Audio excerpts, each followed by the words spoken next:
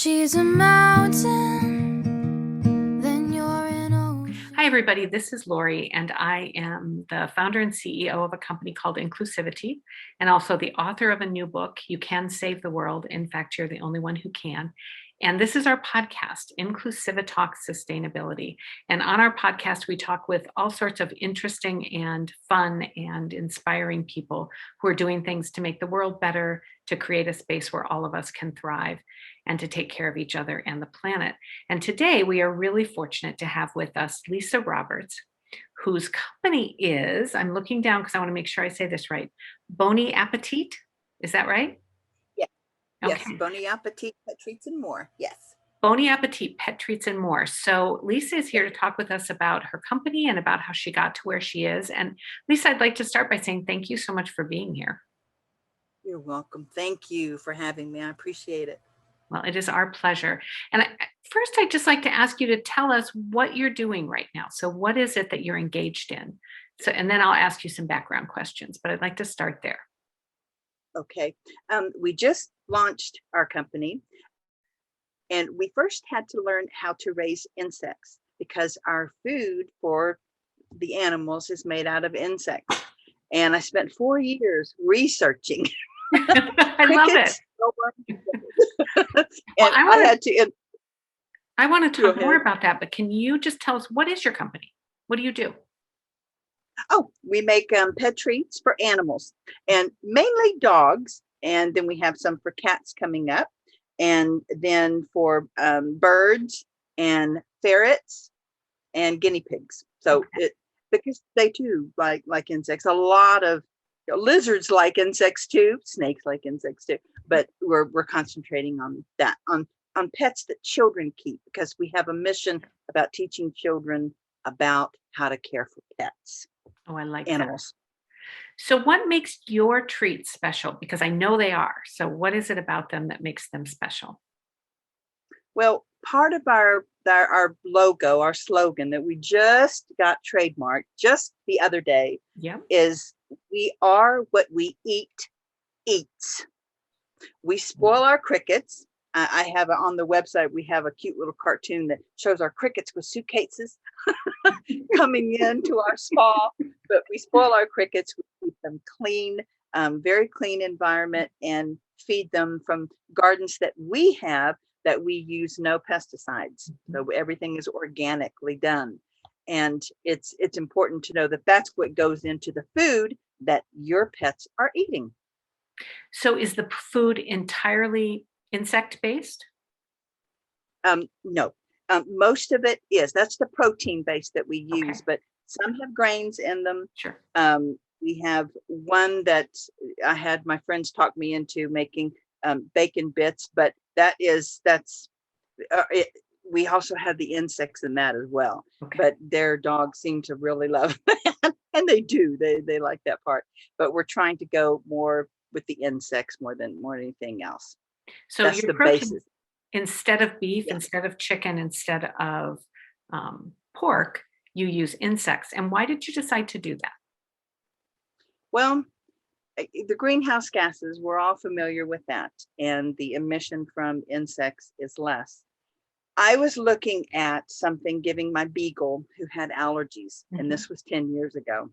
And I thought, what can she eat? He was telling me, the vet was telling me that allergic to everything. When you give the test, she was just allergic to the food she was eating.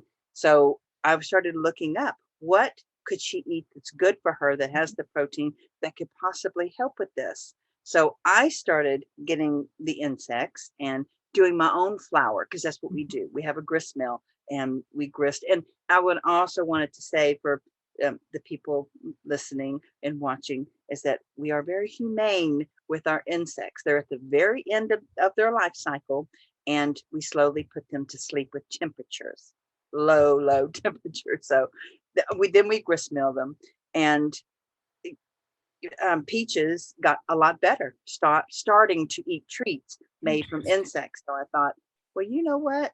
If this helps Peaches, that nothing ever did, she was 12, and it really helped her. So then I started thinking, researching about how important it was for us to get protein that have more amino acids along with it, And it's where we're kind of moving. A lot of individuals are understanding we're not going to have the land for all of these animals. And Mhm.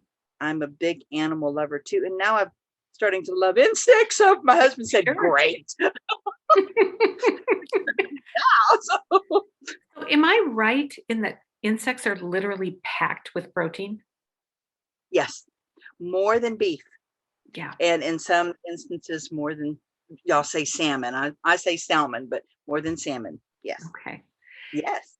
And so you have set up this entire company. I want to talk more about the company, but I'd like to go back, if it's okay with you, and ask, when did you first, clearly you love animals. That's clearly a Oh, sort yeah. of a core love for you. When did you first develop that love? Like, when did you first recognize that that was going to be something you were passionate about? I believe I grew up in Brenham, Texas, and that is a farming community, and we grew up on a little farm there. And I've had skunks and possums as pets, Yeah. armadillos, for those who are familiar with the armadillo.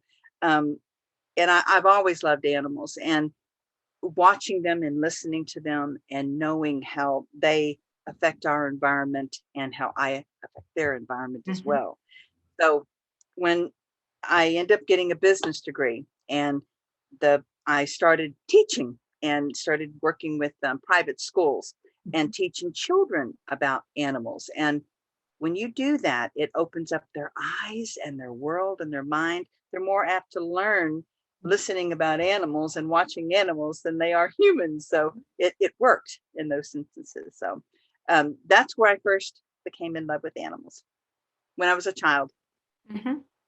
And so do you feel like, so it sounds like what you're doing is very environmentally sound. It sounds like your Yes. passion is taking care of animals, which has really led to this understanding about the impact of beef in particular, but meat in general, and ways to sort of lessen that. Do you feel like you were Yes. sort of raised in an environmentally conscious way from the beginning, or is that something newer that developed for you? From the beginning, probably from our mother. She was very earthbound, always gardens, Yeah. always had us listen to the birds at night and to watch the babies. And she was a teacher at all times. And it was always had some, even with snakes. If the snakes weren't bothering us, we left them alone. They Mhm. have a purpose. And I still do. I excuse my eye. I still leave them alone. We live on a farm now in Yeah. Liberty Hill, and we have rat snakes come up and try to take our eggs, and I just get the egg back, and, and the And let them snake go. wraps them around his arm and takes them off. They come back, but it's a they need to eat as well. Yeah, so, Mhm. and as long as they're not poisonous snakes, we think we keep them around because they get rid of rodents too. Mhm. So Okay. but always our mother taught us the love of nature. Okay.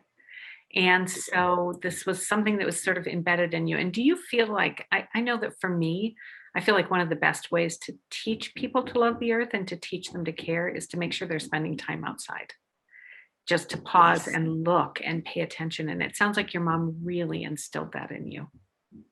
she did. And she had us do it through chores. We Hmm. even though we were, and I still love chores today, even though we were working through chores, we had fun with taking care. And she wanted us to be able to have empathy for what was around us. And we had empathy for the animals. And we always thanked them if we were eating a chicken, which I turned vegan kind of early because I fell in love. They all had names, and my Right. family was like, "Don't let Lisa name them," because they knew they were off the plate. But we were very grateful and that they gave their bodies for us. And we're the same way with the insects. We're grateful and we try to be as pleasant to them while they're alive as possible. It's heartfelt Mhm. that they're giving of themselves, for us to have the nutrients that we need. Right. So So I'm curious because you said that you basically let the insects live out most of their lives and then yes, very peacefully put them to sleep, basically by lowering the temperature by small degrees. So it's not a shock to their bodies. How Yes. long do insects live naturally? Well, the ones that we have are between 28 and 38 days. Okay. So not very long, Mhm. but it's still in their cycle that they can, live out in the houses that we have. We call them their hotels. Yep. Yep. But but at least they're in good temperatures. Nothing ever goes below 92 degrees or above 96. So we have to keep them in that temperature. And when we got the really cold weather, we have to bring the hot plates in and keep because all of our electricities went out. So we have Of to have a course. generator. Yes, we had to think about them. Yes, they're a product, but I didn't want them to suffer. I didn't want them to die like all my other animals. We Yeah, had them right. all in the house, even our goat. So it got pretty bad there for a while in the So winter. I mean, I love that. I love that for you, they're not just insects, they're alive. And so your Yes, goal is to make them comfortable and have a good life. And yes, then when their life is at the end, they die peacefully and then they provide yes, protein for other animals. That's yes. that's beautiful. Do you eat the insects yourself? I did not at first, but I do now. I And wondered. it's turned into a flower. So you Mhm. don't see their eyes and their little legs, or Right. it's a beautiful flower, and it's enriched with those vitamins. So I make the product with their bodies and it's a flower like anything else you can grist. So it's not that we see them, but yes, I do. We have to test the product. My husband loves it. So when you eat it yourself, are you actually eating the same treats that you give to the dogs, or are you cooking it in other things? I'm just curious. Well, I'm glad you asked that. One of the things that we do, I've created puppets, and my sisters work with me, and we have puppet shows for children, and we're just about to do podcasts with them, Love and it. we're showing children how they can fix their things for their pets, but mainly we're trying to show them that you can make pasta out of this and other things that you can add to your diet and with human food. So they don't necessarily, the puppets, children love puppets and they Mhm. relate to that. Yeah. And if the puppets are letting them know about what's going on and they're taking them on a tour here, then I think the children will grow up knowing that this is also an alternative way of eating. Love it. Are I have several questions here. So, um, the flour that you create, do you sell the flour to people, or do you just sell the products? Well, just the product right now, but that is coming on along with our frass, which is the fertilizer that comes from that. We're Okay, going to be selling that as well, and that is really good for gardens. I It love takes a this. lot of it, but it's so we use the whole The insect. whole insect, yeah. So if you once are selling the flour, would I be able to order flour and then use it in? Would you sell me? Would you also include recipes so I would know how to use it? Yes. That is we're, fantastic. we're going to have recipes inside, and inside of the treats that we sell, we also have um, recipes, but also their pet advice. So if they're buying it for their dog or their cat, it gives advice on puppies, because one of the things that we raise our grandsons. So one of the things that I've noticed, and I did with my son till we moved out in the country again, was a lot of times children will let their parents take care of the pet. I want that kitty, I want that puppy, and then they just go off and play while Right. moms and dads are taking care of them. But this is we're hoping to show the child that you grow up with them and you care for them, Yeah. that bond is set in, and it's a richer bond because they trust you. They Yeah. trust that you're going to help them in time of need and when they're hungry. So that's our main focus too. That's part of the lesson plans that we have that we're working on next. We have an education station that you'll see on the website, which we're working on. So everything is just coming out month by month, but So we just wanted fantastic. to get started. I love it. I love everything about this. I can't wait to tell my daughter about this. She has a puppy and she's a vegetarian. And so she would love, I think, to have animal treats that don't have beef Yes, and chicken. chicken and pork, because I think she'd prefer to support this. And especially if the dogs love them, that's fantastic. So, And my dogs do so how many dogs do you have? 5. Okay. Okay. They're all different sizes. We had 8, but 3 of them were very old and they passed away. But I test that. We've done all the testing with my dogs because you might be too young to remember the commercial of Mikey that when they're I sure testing do. on, remember that? And He I likes do it. that with exactly. I do that with Scrapper. He's laying right here. And he's the one that always turns his head to everything. And when he turns his head and eats it, I thought, okay, we have a winner No. because he's picky. Now, right now it's just treats, correct? Correct. So are you Right. thinking to expand it more and have it be full meals, or will it continue to be just treats? We hope so. That is one of the reasons we would like that, but it takes a lot of insects to I make think so. a product. So we're starting out with the treats first. So people will say, hey, that this is helping instead of just giving junk as a treat, giving them something nutritious as a treat. I know I was really stuck on the jerky for a while, but then it started making some of my dogs choke. So I had to, that's why, that necessity thing, it's the mother of all invention. I needed to come up with something that was good for them and that they wouldn't choke. So yeah, that's actually very helpful to everyone that the dogs don't choke. I think so too. So what I love about your project is that it feels very much like it was born out of your passion for your own pets, which I think makes it so personal, and you care so much about it. And now you're Yes. expanding it out to help other people. Yes. I love that. Yeah. Especially families. Okay.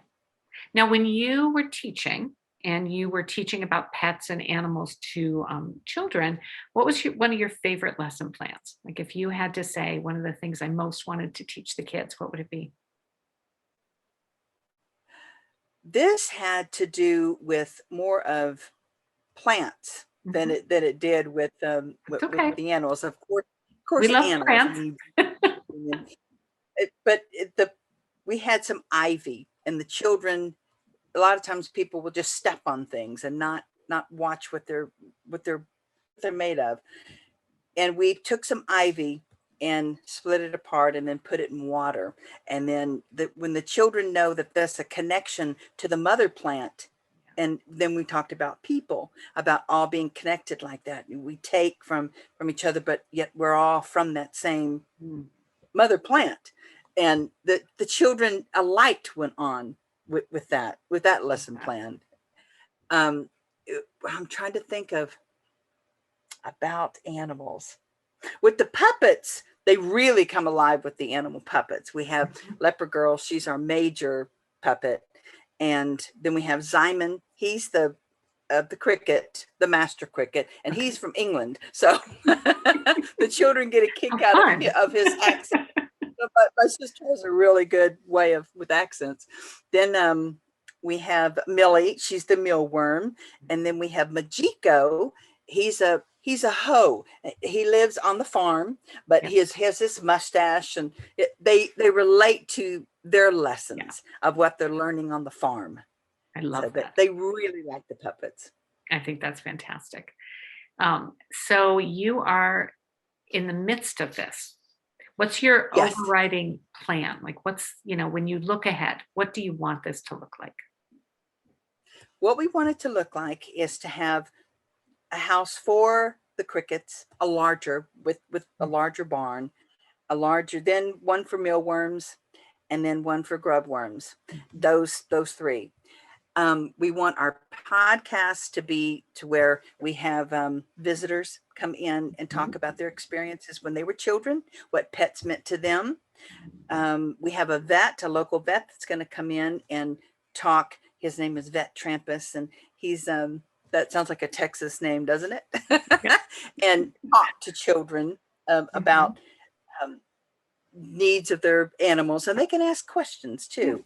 So we want to work on the podcast that way, and we we just want to grow and try to help people. And every time you mention eating an insect, people are like, yucky, and even children. But we're hoping to put a softer touch on it to educate children about how beneficial insects are to the environment and to our diets.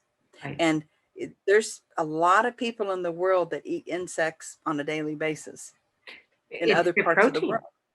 It's their protein, and it's a good protein, and it's And they so have less renewable. allergy. Yes. As you yes. said, if we think about that for just a minute, the life cycle of an insect is 28 days. That means we're reproducing new food every 28. I mean, that's amazing how quickly that turnaround is. And that provides a good life for them, because that's how long their life is supposed to be, but also then provides tremendous protein, tremendous, healthy, simple. You don't need to do a lot of processing of it. I mean, there's a host of benefits. Yes. Yes, there is. And I do think your flour idea is so much more palatable than picking up a grub and putting it in my mouth.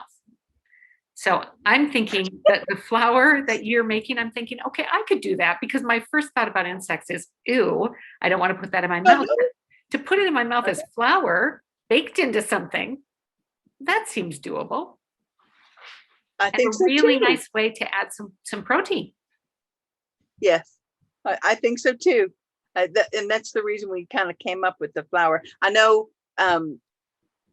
you'll see a lot of times when other people from other countries are eating insects, they're kind of crawling around and people will just pop them in their mouth. Right. Yeah, I can't do that. That's a tougher one. It's my mind. If I trained my mind that way, it is tougher. Because a lot of people won't flounder or lobster because they're bottom dwellers, and we're thinking, well, that's delicious. And it's how you're raised. True. How you think. Training your mind. I like this retraining, and I love that you have this focus on children with the idea that you can, with puppets, you could introduce the idea of bugs as a good protein, and children will be able to hear that and listen to it. I think that's fascinating. I would love to know for you, if you had to define what drives you, sort of at your core, what is your inspiration? What drives you? What's your philosophy of life? Any of those kinds of questions. What would that be for you? Besides having the serenity prayer, do unto others as you have them do. Besides those that are basic and true, to be kind to yourself, to be kind to others, to be kind to the earth, to always thinking about how can I better their time here on earth, because it's tough, for all of us. And that's the lesson that I always had. You can even make mathematics about that as well. If you have a problem and there is a solution to it, you can always bring in lessons that teach children that we have to live kindly with everything that's around us. And I've taught my grandchildren that even simple things of turning off the light, saving the copper that we have, taking the copper in so they can recycle that, about recycling, little bitty things, even that we do here and not using insecticides on flies, because I say flies because they're all around us now because of the rain, and using cedar oil for that, or peppermint oil, or trying to use natural products instead of going for the poisons that hurts other animals as well. Just trying to think about where you're living and those around you, including Including what? Insects. Yes, including insects. I love that. And I know that you know this, but I'm going to say it just in case some of the people listening don't. There's a whole bunch of research that the best thing you can do for yourself is to be kind and to notice kindness, and the research shows that for every negative act we see or hear about, we need to have at least 3 positive interactions just to level the playing field, because negatives stick with us so strongly.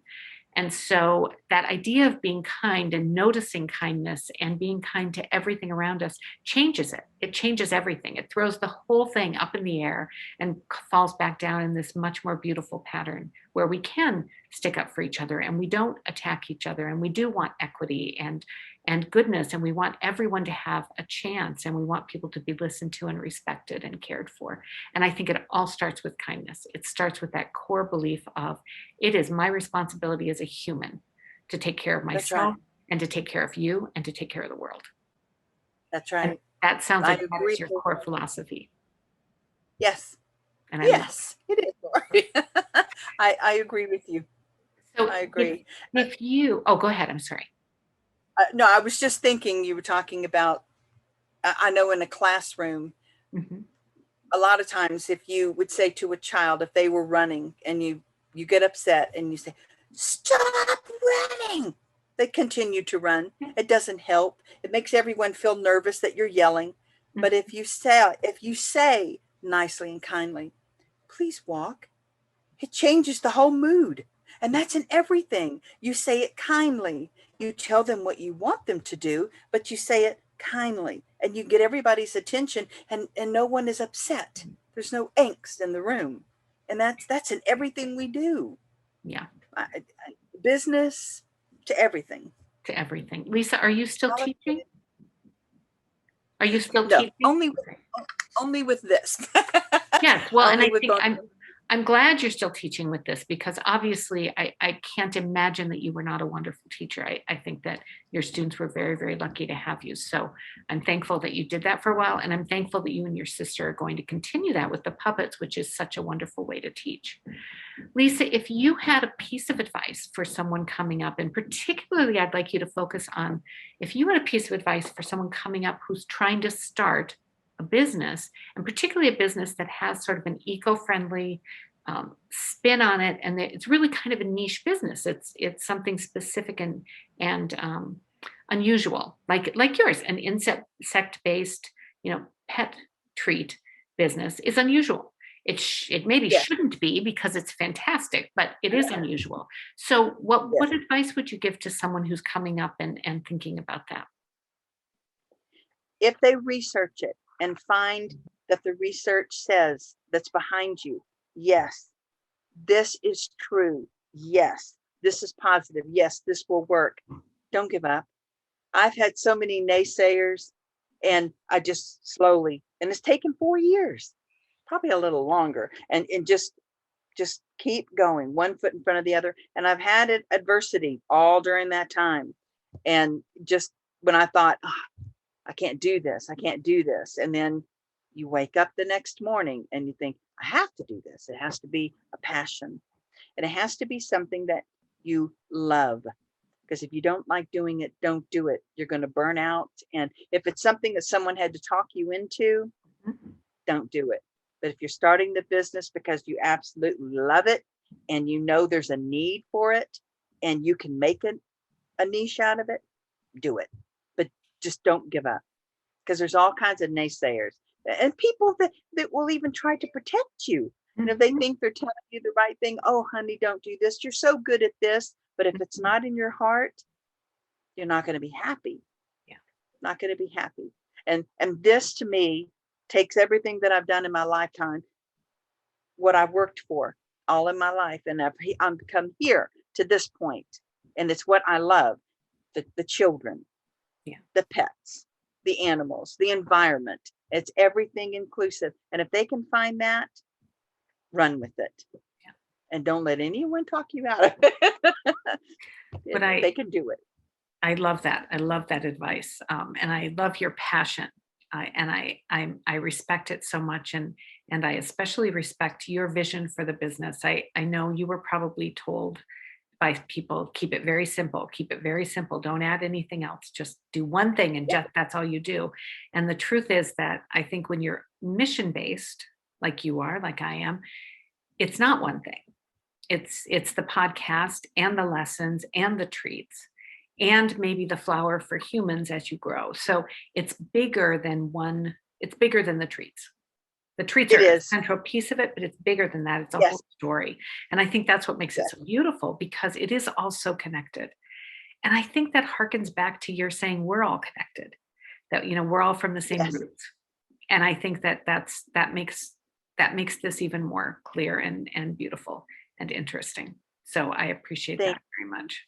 you. Get it. Thank you. You're so Thank you. welcome. A lot. I so understand. So, Lisa, this has been wonderful. I would like to invite you and your sister back sometime with the puppets. So, sometime in the future, I would like to have the two of you come on the podcast with the puppets and sort of do a lesson for us and talk to us about what you talk about. If you're both interested in doing that, I would love that. Would love it. Yes. Fantastic. And Thank I also wanted to just say, is there anything I haven't asked you that you would like to talk about today? Let me look. I Please wrote do. some things down. Let me see. I know I love your questions. They just covered so much. For the audience, I always send a group of questions out to people just so they have an idea of what I'm going to be asking.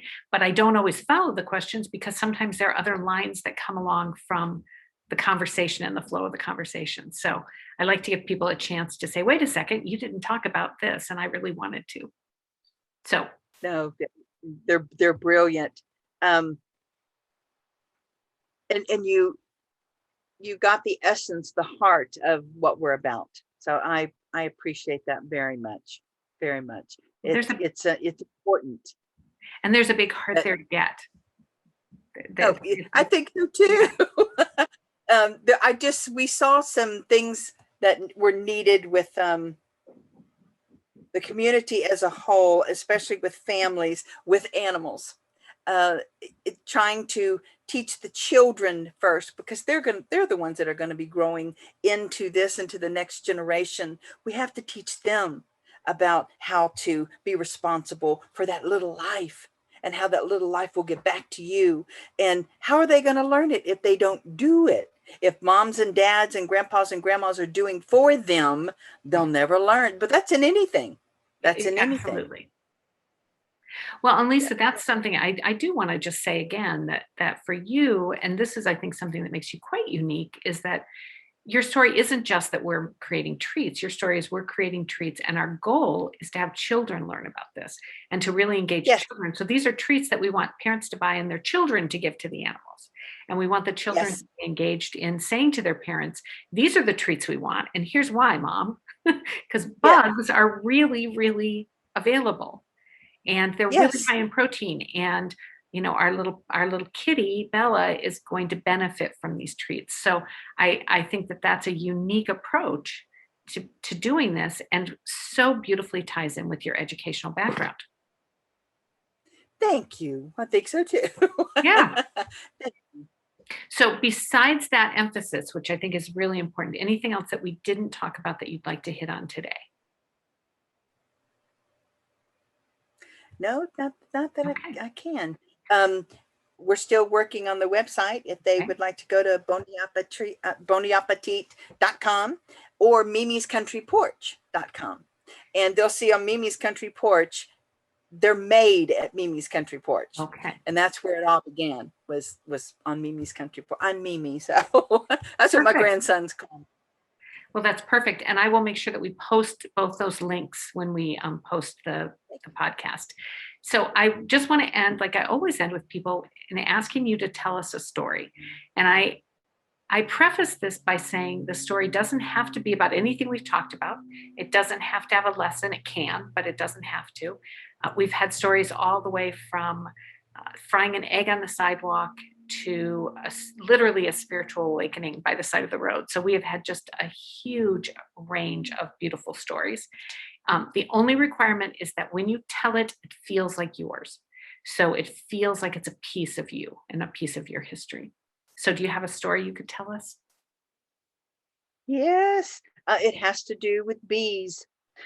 All my life, I have been stung every year by bees and wasps. And I worked up a real fear, a huge fear of bees. Just every time they were around, I would get upset. And this is me who loves everything. Right. And so I thought, okay, what can you do, Lisa, to stop this? So I called up Mrs. Boss. She was 93 here in Georgetown, Texas, and she raised bees, Mhm. hives. So I went to her classes and I studied about bees, how to keep bees. I thought if I understood them, then I Mhm. would be less fearful of them. I need to do this with wasp now. So I got into beekeeping and did that for 4 years. And my husband got so tickled because I would dress up and I would put tape all around me because I didn't want to get stung. Right. And I would get my puffer and I would be there with the smoke and I would just jug to smoke the whole thing, quiet them down. But it taught me to respect them. I Mhm. would watch them and I would listen to the hum and I knew where my queen was and what to do and how to clean out and became a chore. And I fell in love with bees. And then I did get stung a couple of times, but I didn't hyperventilate like I used to. And once I started to understand the process of beekeeping, I wasn't afraid of bees anymore. And it actually went away. So now when bees fly around me, if I get stung, well, that's okay. Mhm. So that's the story that taught me that if you try to learn from something you're afraid of, that you can work yourself through it. It took a while, but I did it. And I think children could do that too. And family, anyone can, Yeah. but especially kiddos. Education and knowledge and science are powerful things. They are. I agree. So I love sharing that story because a lot of times people say they have a fear or a phobia or Right. something. And I understand that. I understand it affects you physically, Yeah. but I can actually hear bees around me and be okay and actually watch them and love what they're doing. Well, good for you. I just want to end by saying thank you, Lisa, so much. And this was I knew this was going to be a wonderful talk and I knew I was going to like you a lot, but I just want to say that we are just so very, very thankful that you're in the world. And I think that it's made us better because you're here. So thank you so much for that. And thank you for being here to talk with me because I wanted to know all of this. So really wonderful to spend some time with you. Thank you. Thank you very much, Lori. I appreciate it. All right, everybody, thank you. This has been Inclusivi-TALKS Sustainability and our friend and guest, Lisa Roberts. And we will be back with another episode. Thanks.